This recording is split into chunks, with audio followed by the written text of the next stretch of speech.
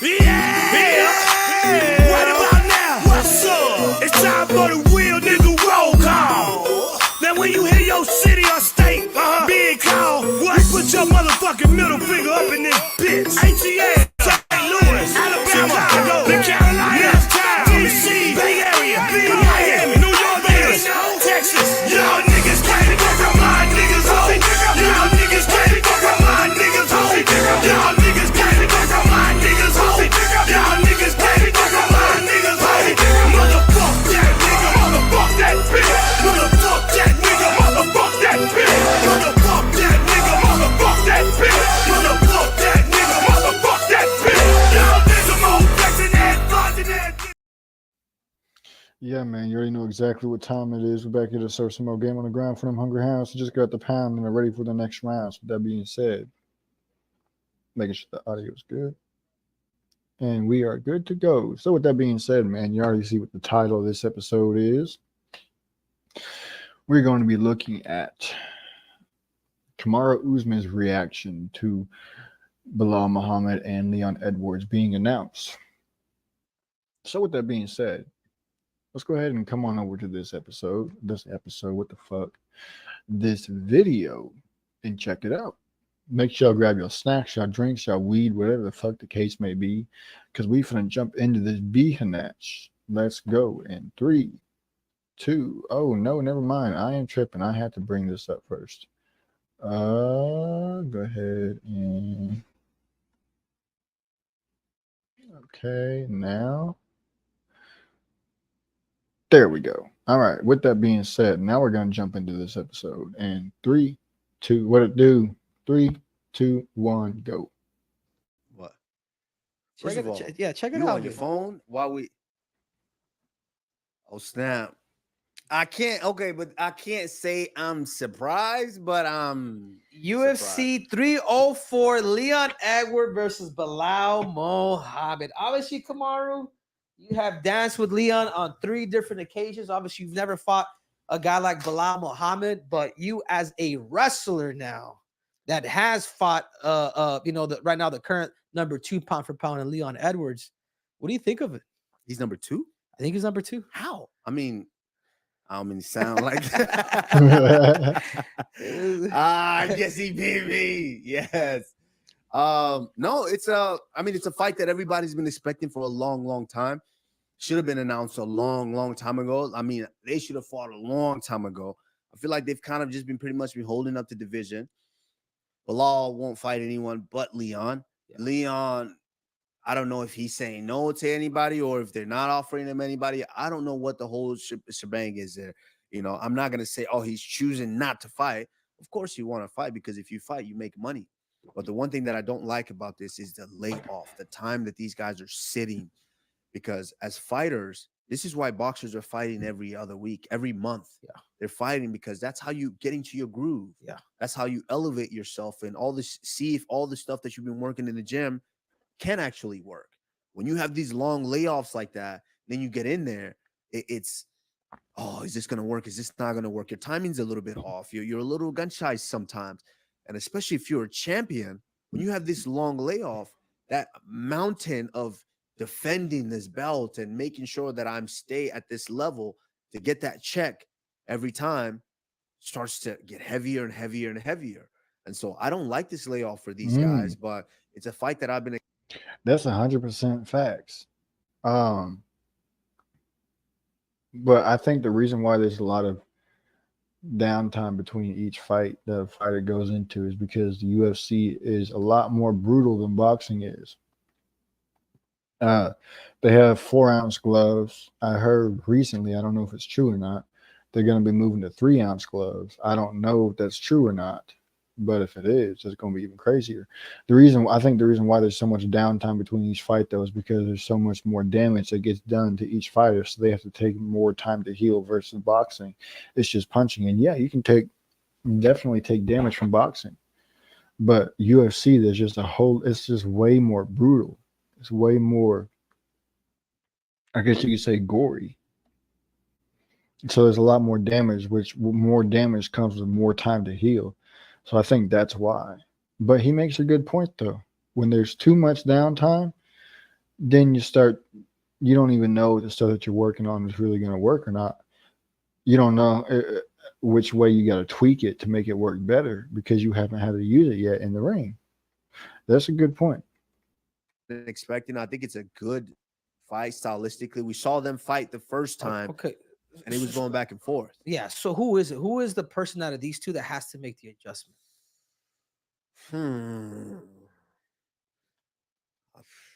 I think well, I think both guys, to be honest, because the first fight didn't last long enough to really see the momentum shift back and forth like that. Yeah. But Leon did win that first round before he got poked, right? Leon did, but it wasn't a convincing win. Leon always can come out. Anyone could come out and let it fly for one round. Yeah. But how do you do in round 3, round 4? Yeah, championship. That's where the fight, especially if you're a championship fighter, that's where the fight shifts. And that's where, I think Belal does a good job because Belal is here. Yeah. He does that to where Leon can go like this. Yeah. Sometimes. And obviously I think I'm the best one at doing this. Yeah. To where I feel Belal is here, but still Belal is here. Yeah. And if Leon starts to do this, I think Belal can capitalize. So I think both guys need to make adjustment. I know the first fight ended in an eye poke. Yeah. But I think watching this. I would say I like Belal, but I think Leon. Yeah. Still. So what would be the keys for a guy like Belal Muhammad to become victorious? Obviously, is wrestling enough to beat a guy like Leon Edwards? No. Kobe didn't do it. No, wrestling. And I was kind of, I'll be honest with you, now I was kind of pissed at you that last time you fought him. Yeah, I was like, fuck. And I think it's on the. This is the difference. Is the sport has changed so much to where guys are learning how to use the cage to get up. Yeah. To where it's almost not even really wrestling anymore, because you take a guy down up close to the cage, they're just going to use the cage and they're going to get back to the feet. Guys are getting really, really good at that. Look at Sean O'Malley. Defended Aljamain. Aljamain can take him down against the cage. So guys are learning how to use that as a weapon to get back up. So and Belal Muhammad, I don't feel is high enough level of a wrestler to take him down the center of the cage, keep him down there, and win the fight. Well, keep in mind though too, man, he has learned a lot from Khabib Nurmagomedov, and somebody that has the best top control in UFC history, it is Khabib. Khabib will ground and pound the shit out of you. I mean, what if Belal does keep in the center? I agree with you. The more that Leon is, you're able to take Leon down. Now, can you hold him down? True. You know what I'm saying? And then obviously Leon having the belt and being confident too. Like there's something to that, because he knows that, he's out there to defend something that's beautiful that he wants to keep forever. That's true. Very, very true. And I just don't see it, because Belal is, his level is definitely up there now, where he can switch stances, he can fight out of both stance, he mixes it up, and he knows how to control his pace. That's the biggest thing. You saw it in the Burns fight. He knows how to control his pace. It's like him and Merab, like they know their threshold very well. They do. And they're kind of similar style, if you notice. In a way, obviously Merab is heavier grappler. Yeah. Merab is whole thing is let me get my hands on you. To where Belal will switch stance, throw the lazy left kick that still will move you and it still will land, and to where he's not the fastest, but he can get those strikes there, to where I think this is a very intriguing fight. But Leon just being the champion and being confident. There's one thing I hope to see is I hope that Belal does more, stand-up combat than just mostly wrestling. I hope that he has expanded his wheelhouse, so to speak, as far as fighting skills go, and I hope he's worked on his stand-up combat skills. That would be very interesting to see, because he does a lot of wrestling. Now, if he can get down his stand-up combat, boy, an all-around fighter is one that's hard to beat. One that's hard to beat. And being the champion, I think he's going to be sharp. Yeah. And he's fighting in Manchester. Did you know that too? Yeah, but sometimes fighting at home is not the best. It's not the best sometimes. There's so much pressure. There's 50 family members that need tickets. Everyone's there. You can't lose at home, bro. Yeah. Come on, Leon. Don't let him bully you, son. all that. You can't let that happen at home. So, but he handled it very well when he fought. He fought me in London. I think he handled it very, very well. Even though I thought I might have done enough to win the fight, it is what it is. He handled it very well, and with that, and I think that fight was more pressure on him than I think this fight's going to be. Really? Yeah, Yeah. just because he beat Kamaru Usman. Yeah, You're it's not that he beat me. It was a minute left in the fight where you got dominated. Yeah. It's a minute left. You landed it. Everyone's questioning, can you really beat this guy?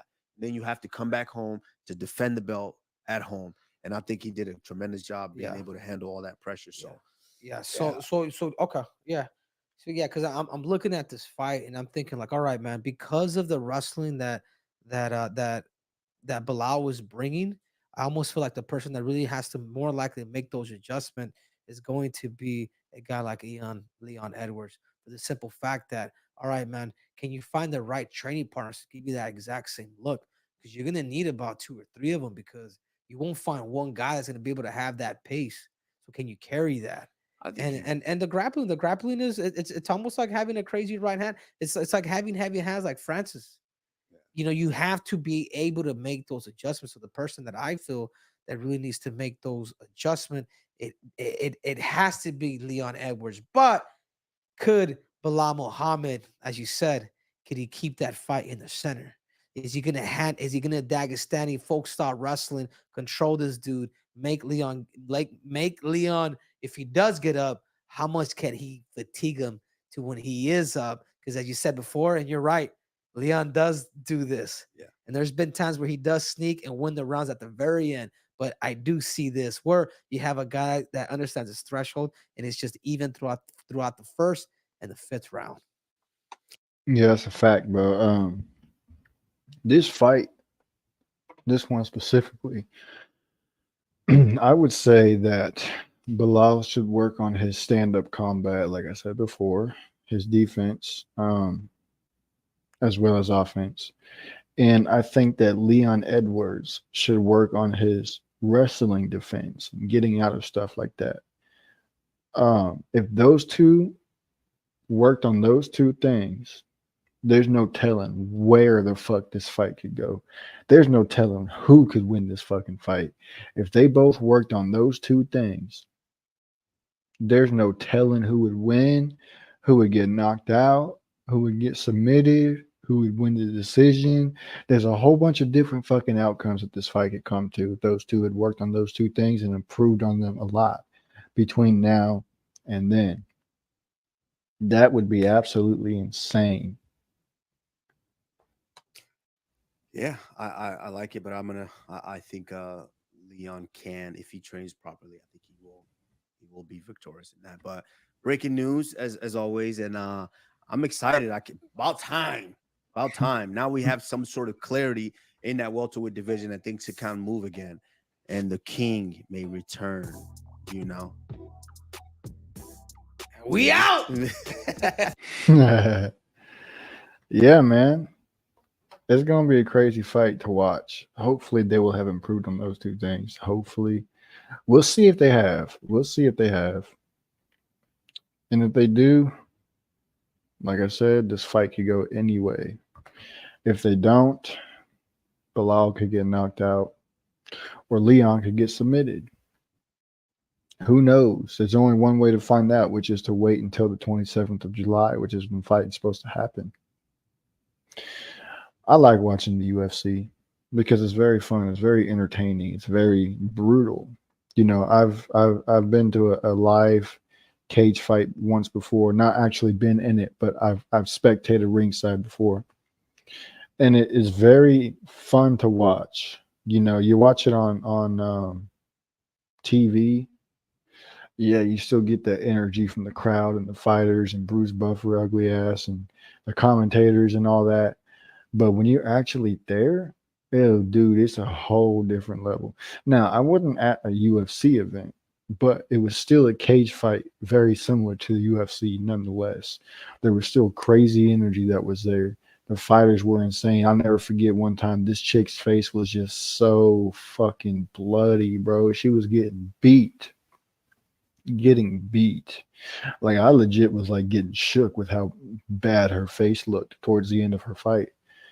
I thought that she was gonna. I don't know what the fuck was gonna happen to her, but I thought something like shit. I thought she was gonna pass out from too much blood loss or something. That's how bad it was. I mean, she got beat, but that's what makes it fun to watch. Is to watch people getting beat, seeing how they can handle all the punishment inside the ring, and seeing if they can come back from it or not.